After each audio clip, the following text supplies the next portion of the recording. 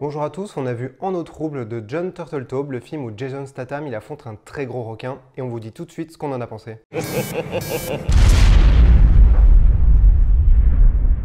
En eau trouble, c'est très simple, c'est Jason Statham, le super-héros américain, qui essaie de sauver plein de monde d'un mégalodon, c'est-à-dire un requin préhistorique qui est sorti de la fosse des Mariannes pour tuer plein de monde.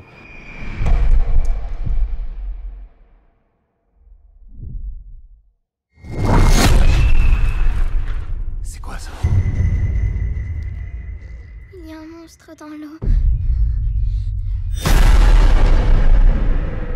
Alors en ça, le film, il vend exactement ce qu'il est. C'est un gros blockbuster qui a coûté très cher, où un très gros requin va tuer beaucoup de monde. En tout cas, il va essayer, puisque Jason Statham est là pour les sauver tous. Donc en gros, le film, il est réussi parce qu'il est exactement ce qu'il vend. C'est un gros film d'action avec beaucoup d'effets spéciaux, beaucoup d'action, beaucoup de scènes où le requin essaie de bouffer du monde. En ça, le film est distrayant et le public qui va y aller devrait être satisfait. Il y a du spectacle, il y a beaucoup d'effets spéciaux, il y a beaucoup de courses-poursuites, il y a beaucoup de moments où les dents gigantesques du requin se rapprochent du monde. On ne s'ennuie pas, ça dure quasiment 2 heures et c'est plutôt bien mené. Il y a notamment une poignée de scènes qui sont particulièrement efficaces et tendues.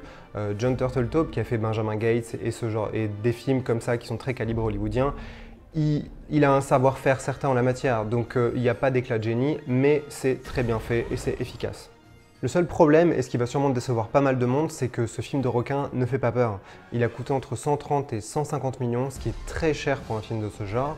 Et donc l'idée c'est que ce soit familial. Donc il n'y a pas beaucoup d'hémoglobine, il n'y a pas beaucoup de violence, il n'y a pas beaucoup de choses qui vont faire peur, qui vont faire sursauter. Clairement tout est téléphoné, tout est couru d'avance.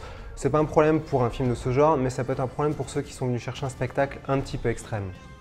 Le réalisateur lui-même a expliqué qu'il avait voulu faire un film plus extrême et qu'il n'a pas pu parce que ça reste un film familial. C'est pas un problème en soi puisqu'un film familial peut être bon, mais là on sent que c'est quand même une grosse limite et qu'en gros le mégalodon il est sous muselière.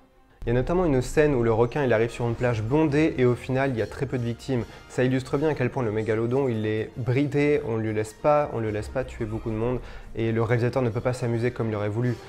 C'est vraiment dommage puisqu'en tant que spectateur tout ce qu'on veut avec un requin aussi gros c'est qu'il tue plein de monde. L'autre faiblesse du film, mais qui n'est pas étonnante vu le genre, c'est l'écriture. Les personnages, les dialogues, notamment l'humour, tout ça c'est quand même très simple, très facile. Il y a beaucoup de choses qui sont même ultra gênantes.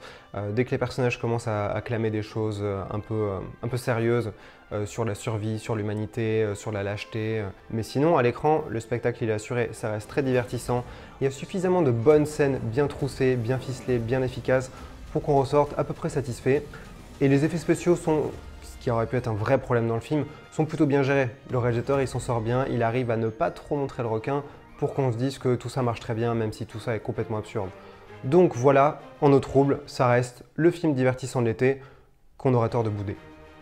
Voilà, c'était notre avis à chaud de En eau trouble avec Jason Statham. N'hésitez pas à liker, commenter et partager la vidéo, à nous dire si vous aimez le film et surtout allez voir le film, faites-vous votre propre avis.